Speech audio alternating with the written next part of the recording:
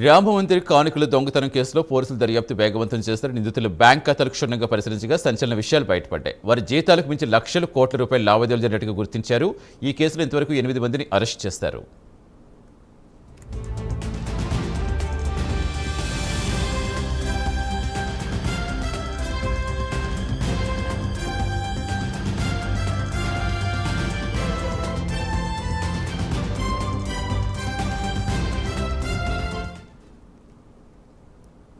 రామమందిర్ నిర్మాణ నిధుల దొంగతనం కేసులో సంచలన విషయాలు వెలుగు చూస్తాయి. ఈ కేసులో ప్రధాన నిందితుడు అవినాష్ శుక్లాను పోలీసులు జైల్లో సుదీర్ఘంగా ప్రశ్నించారు. కోర్టు అనుమతి జరిగిన ఈ విచారణ దాదాపు 2 గంటల పైగా సాగింది. ఇప్పటికే జూన్ 5న శుక్లా నివాసం నుంచి 20 లక్షల రూపాయలు స్వాధీనం చేసుకున్నారు.